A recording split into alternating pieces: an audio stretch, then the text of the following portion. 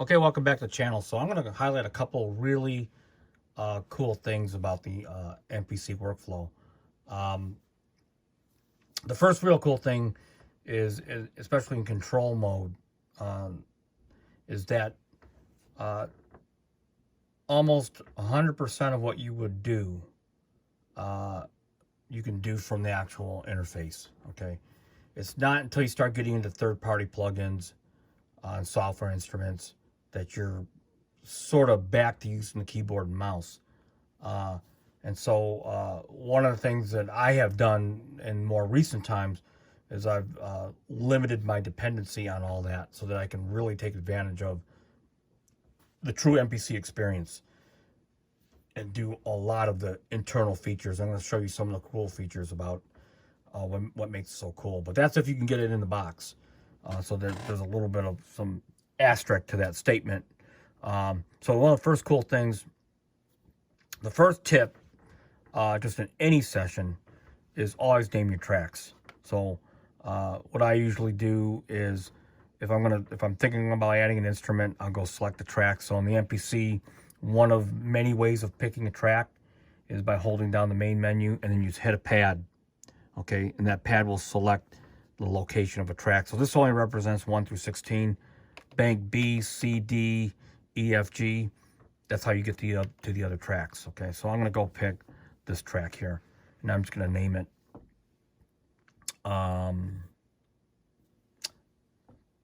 Say piano just for now, and I'm going to go pick a piano.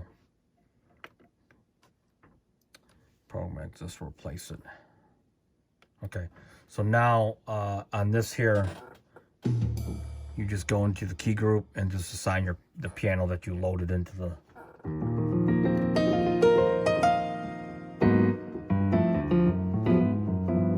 Okay, so first thing first, name your tracks.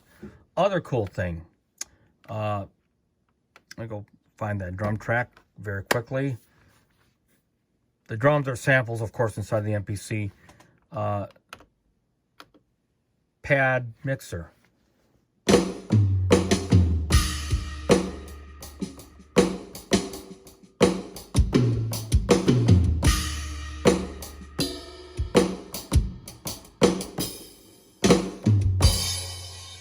Being able to take advantage of that with the samples inside, you can go in, this is level, and if I hit the F key, these F keys will lock to whatever's on the screen, so that's really handy. So if I'm on the level tab,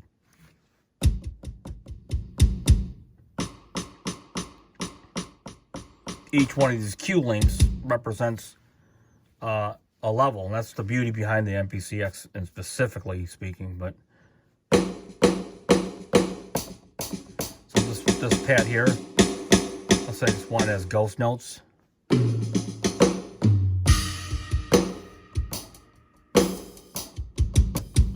Right?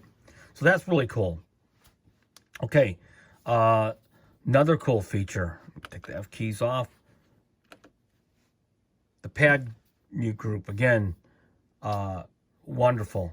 Anything that's lit on here, as you can see the pads here, see the yellow, if I tap them, they're muted.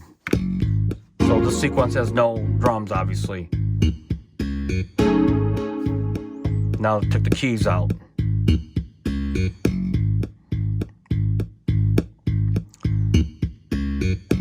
So I might want to do this without the drums or do it with the drums. Like record the track, okay? Or just monitor and listen. Okay, I just saw something here.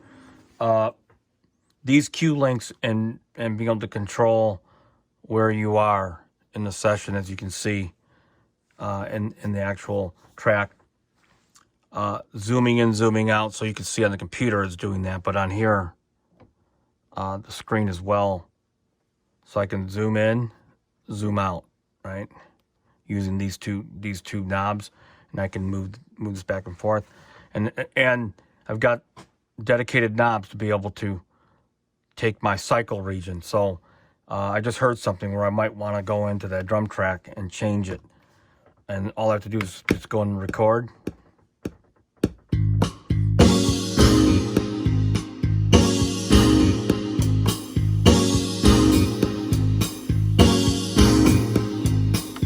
Now I'll go back in real time.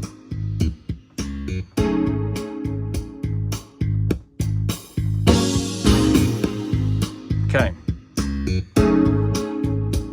I heard something really quick, and that's what's cool about everything being tactile. Sort of that just, once you get the muscle memory, it's really, and understand the features and how they can work for recording, it's just great. So let me go in here and pick that lead, and I'm going to go just record this right now. I'm thinking about it.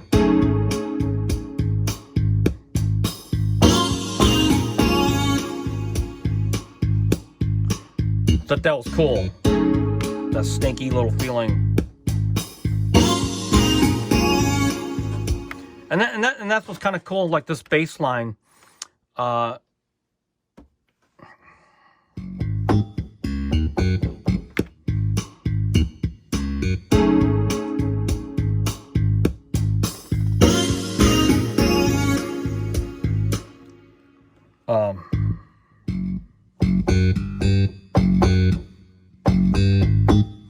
I just kind of heard that going in right here, right before that. So I'm going to go add that in.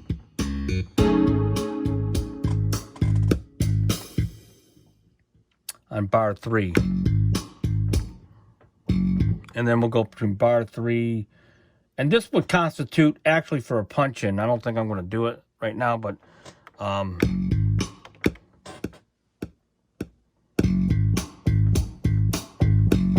oops.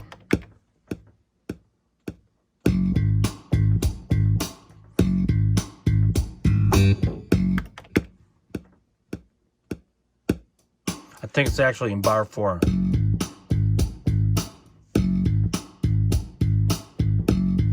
It's actually in bar 4, I just noticed now. So we'll just...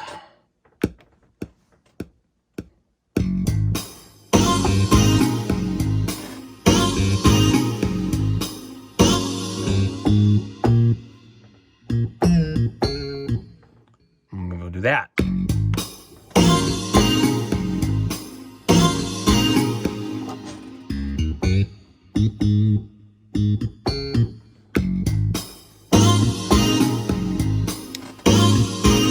Just something different for that one little section that just applies to that. And that's what's kind of cool. You start thinking that way and dialing into some of the smaller things because you can get to them so quick.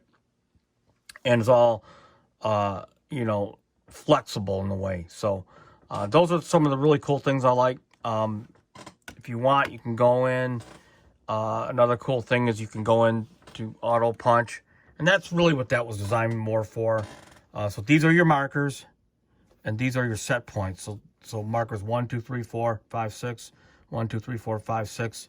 So if I have a pre-roll of 3 right here, and the punch in, an example is between 4 and 5.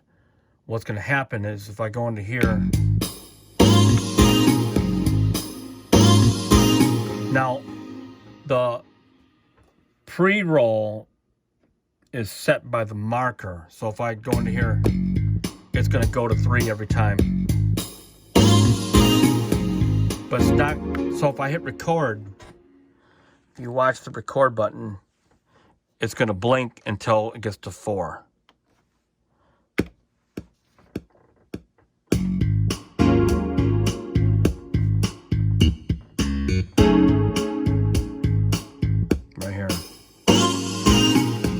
And now it's off. So if I go back and hit record again,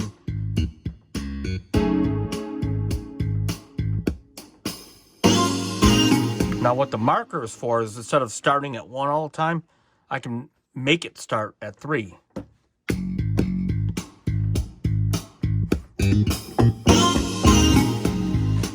Now if I don't like what I just did,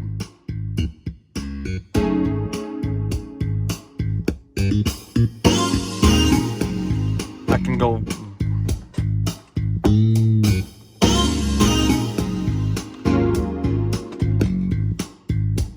test the marker.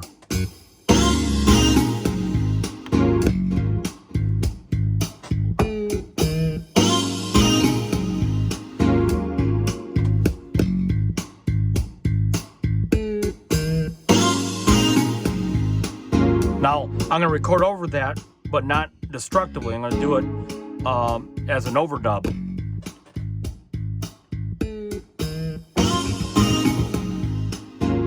That little riff, funk riff.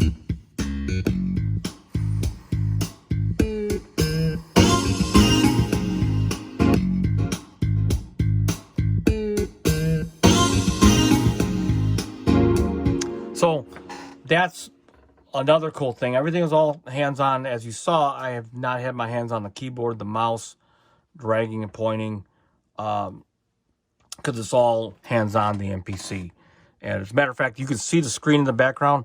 I'm going to be honest, I don't ever look at that screen. I could actually have it turned off because basically you're operating it in the same way in standalone mode, with the exception if you are a heavy third-party plugin user for instruments or external MIDI person, you're sort of subjected to the way you are with everyone else, where you have to rely on, communicating with MIDI and software plugins and all that. So I've tried to stay away from all that so I could have that more integrated experience.